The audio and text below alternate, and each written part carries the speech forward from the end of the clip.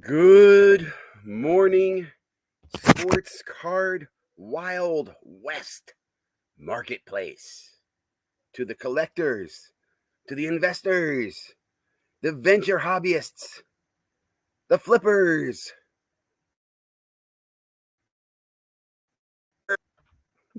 Cheers. Good morning. You're so right. You're so right, DR. Only a few more short days until NFC season kicks off. It's actually more than a few days, right? It's a week, correct? It's a week from Thursday.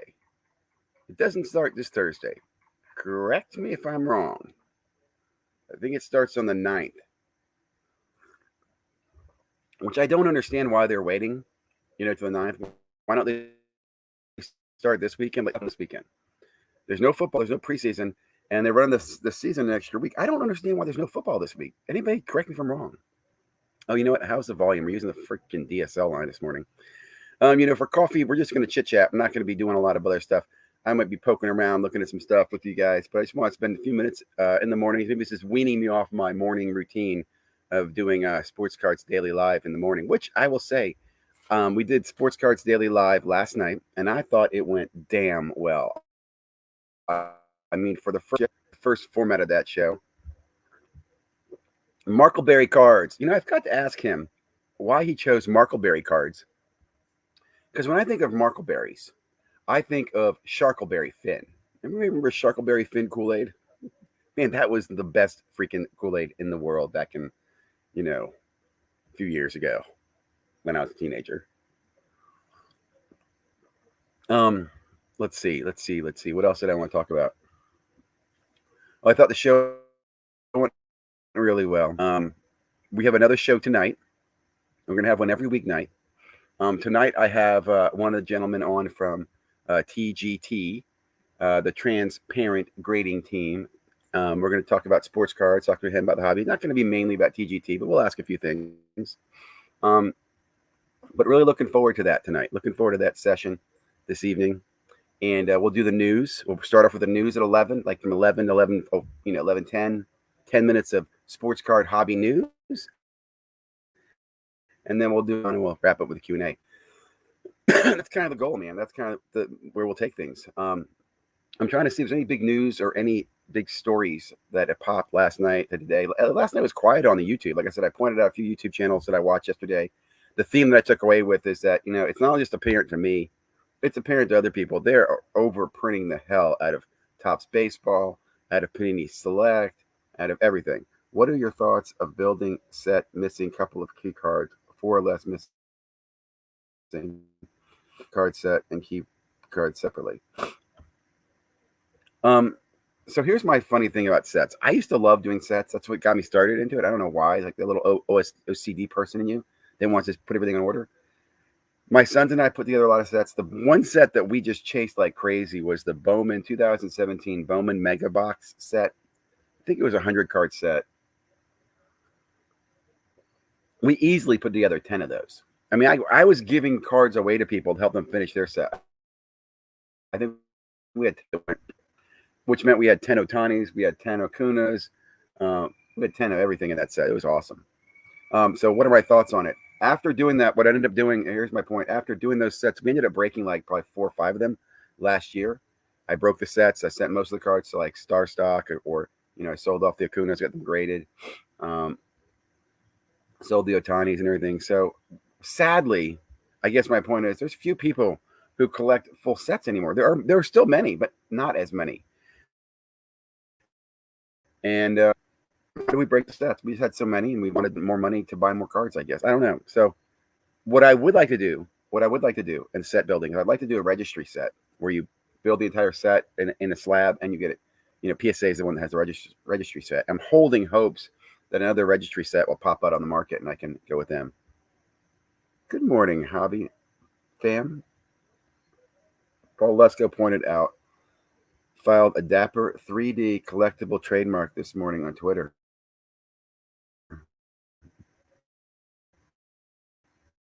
It's going to be interesting to watch the space.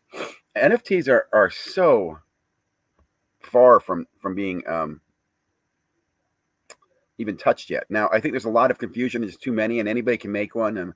But I think, again, as Gary Vee said, eventually these will merge or trickle down, or there'll be a few that get selected. I think what makes the artsy ones, like the zebras and the apes and everything, so popular is they're on, so people can see them. But we will see. Dapper being on their own closed network, I wonder how well Dapper would do in OpenSea. I don't think it would do as well. Part of it, I think Dapper's fixed pricing really hopes support the high valuations there. Now, I'm curious to see what Dapper ends up doing with UFC, right? That came out a few weeks ago from Panini. And Dapper did the WNBA, which some would say is a second sport. I'm going to argue, hey, it's just an extension of the basketball sport. Call it a second sport. I don't care. They still haven't touched UFC or anything else. So if they're doing the 3D patent, it's interesting. And here's what's really interesting about this space. The patent lawyers who approve these patents really don't know often what the hell they're doing. So just patenting a 3D collectible trademark,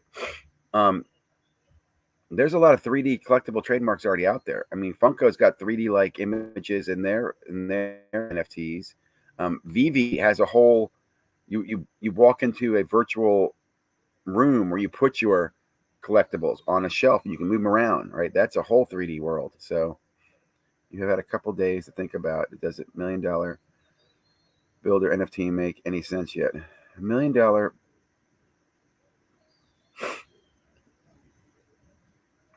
I don't know. I can't wrap myself around $1 million sports card DR. That makes sense. Like, I'm in a place where I enjoy sports. That's what really drives me. I like sports and I like collecting, and my kids got me into it. My kids aren't into the NFTs yet. They don't get it. We're still kind of into the cards, but that's not. It's when we bring them out, they'll do cards with me. So I can't wrap my head around $1 million sports card, let alone $1 million NFT. But would I feel more confident than ever? I mean, just after watching yesterday's videos about all the select printing being done and all the Topps printing being done that Baubles and Ball Card brings to their attention, all of the printing about the situations that Topps and Panini are in, the uncertainty, that there's nothing I'd rather buy in collectibles than NFTs right now. Groot, just say hi to the neighbor. Groot. Part of that is that. Hold on a second while you let my dog.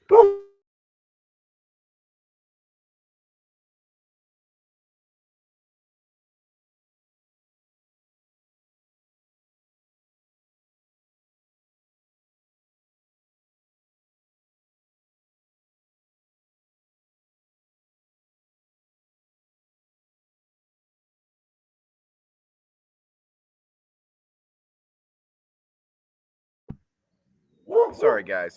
Dogs are just barking a lot this morning. Good morning, Elite Hunter. So, does it make sense? $1 million? It does. I mean, again, I'm not going to argue.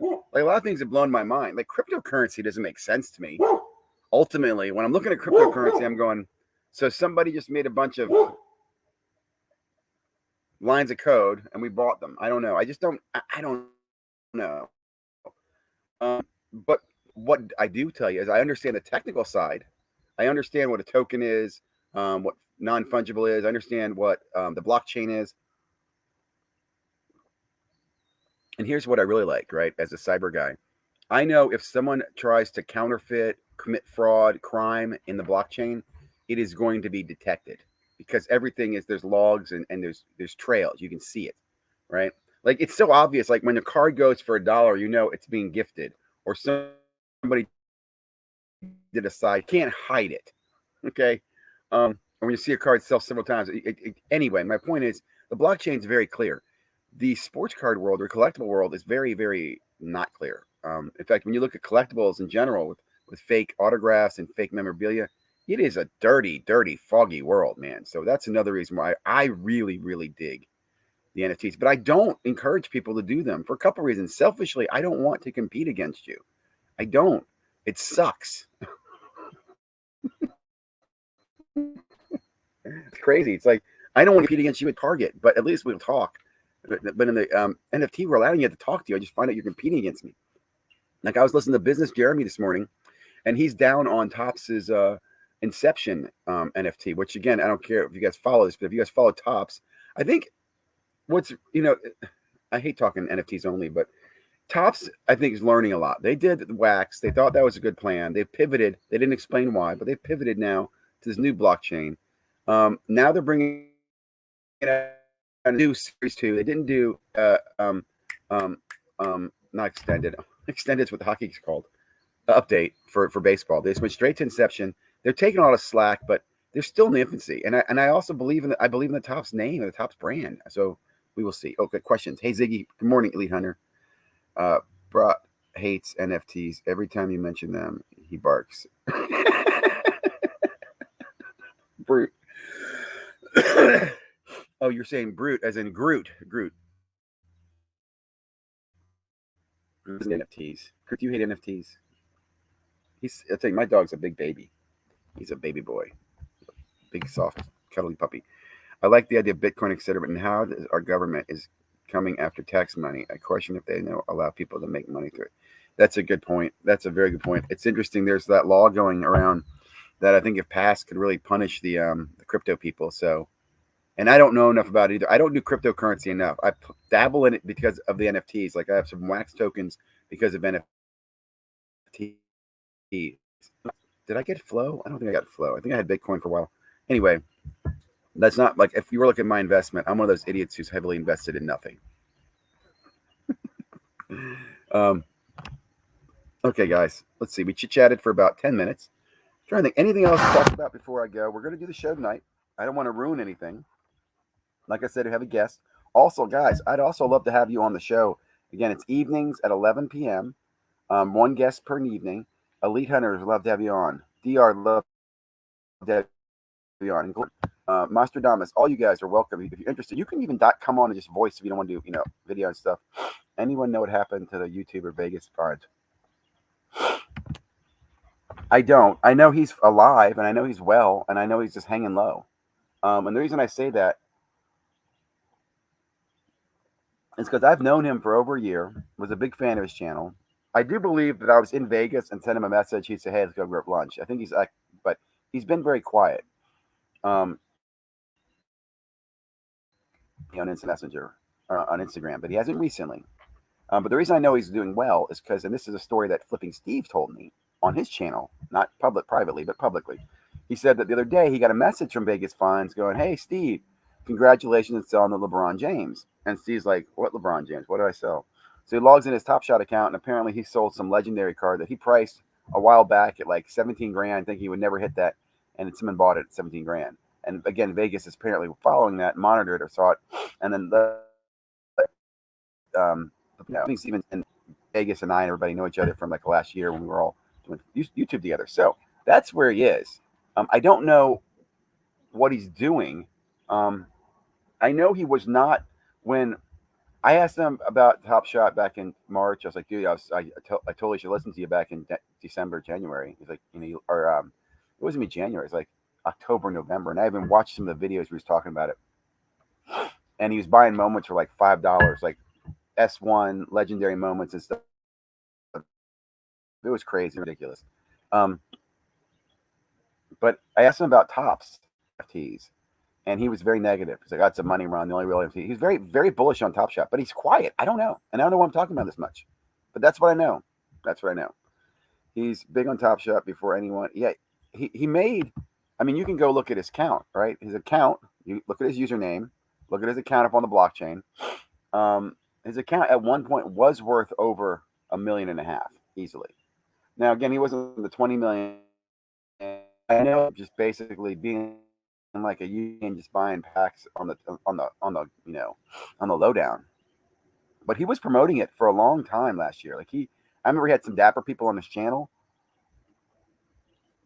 I stopped watching because I wasn't into the Top Shot, so I wasn't watching his stuff as much. But I'll be honest, I like his content. Funny as hell, smart, witty, really good guy. Is Anthony the guest? I believe it is. I'm not sure. No, it's not Anthony. It's not Anthony. Anthony is fixed. I think it's Alan. Alan's the guest tonight. I'd love to get on Ziggy. Let's make it happen, Elite Hunters. Instagram is the best way to reach me. I am on Twitter, and I do have a YouTube. I'm trying to figure out. I mean, not YouTube, I email, but I don't monitor my email enough. I need to work on that. So Instagram's best. But I'd love to have you on, man. Love to have you on. Again, love to have everybody on, as many people as I can. The goal of the show are three things every night: share the news with people, introduce people to a new guest or a new person or somebody in the hobby who has something to share with the hobby. That's the three goals every night. If we can accomplish those goals, we can. I added some comedy last night. I didn't go back to watch it because I don't know if it was funny, but it was funny to me. It was very funny to me. I'll tell you guys in a minute if you want to hear it. I need to go though. That's 15 minutes. We'll see. What are your favorite vintage cards or items? My favorite vintage cards are just my book cards, like the 80s, which aren't vintage. I do have some older vintage, which are cards I got in the 80s, which are from like the 60s, but they're nobody special. They're just cards that I collect. I was looking at them yesterday. I also have some like 70s cards that, again, cards that I collected. Those are my favorite. I've never bought a vintage card. Never went out and said, I'm going to buy this vintage card. Part of it is I've always been afraid of vintage because there's a lot of, at least what I was explaining, there's a lot of fakes and people can alter it and blah, blah, blah. So I stayed away from vintage when I got back into modern cards in 2015, 16. So those are my favorite vintage. I respect vintage, like vintage. Cool, it's cool. Just not my thing. I'd rather have, I like modern cards. My preference is RPAs. I love the rookie auto. I hold you of having the rookie autograph, having the rookie's patch. I don't care what it is, but still, it's a rookie patch card. I like that. Big fan, huge fan. Key points. Main idea is that there are very high concentrations between crypto prices and card prices. Absolutely, New York Davy. Absolutely. Well, I think part of that is when people get flush with cash in a crypto opportunity, they'll spread that cash in what they think are other investments. And to me, NFTs are the biggest direct influence on people spending on NFT money. NFT people will spend on sports cards, right? Sports card people will spend it a little bit on NFT money. I'm sure sports cards people are spending on cryptocurrency as well, and they do gambling and all kind of recycle. So crypto was on a little rise. A friend of mine warned me of the fall dip. He says in the fall, crypto normally dips. You know what blows my mind? I'll be quite honest here, is Wax. The Wax token on the Wax blockchain, which is one of my favorite blockchains, by the way. Really big fan of blockchain. I want to say it was down like 11 or 12 cents a few months ago, maybe a month ago. When I got into Wax was back in April with tops, and it was around 20 cents, and it got as high as 26 cents.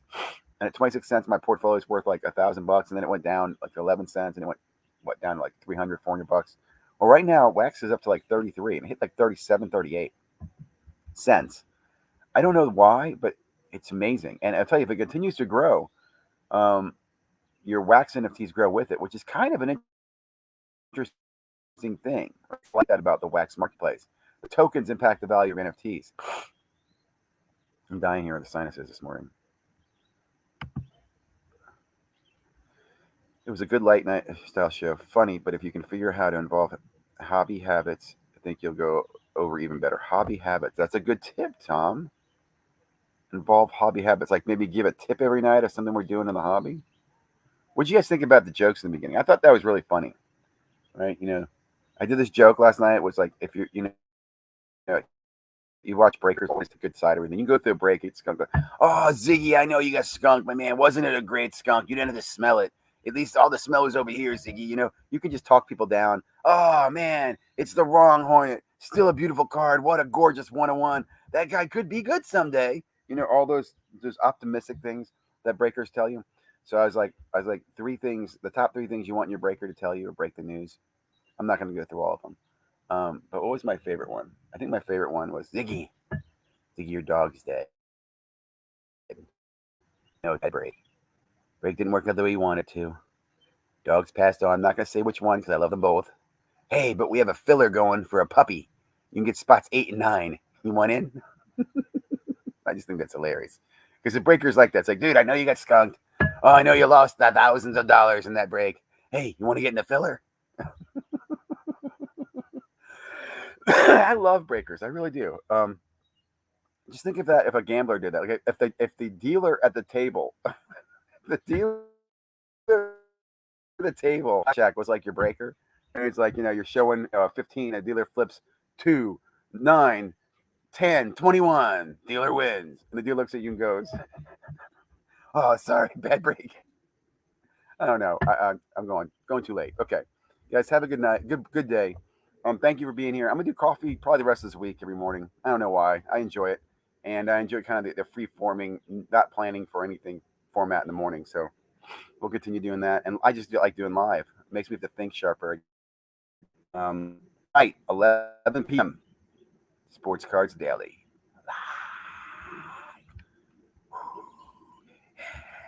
Oh, damn it. I just spilled the coffee on my leg. That absolutely sucks.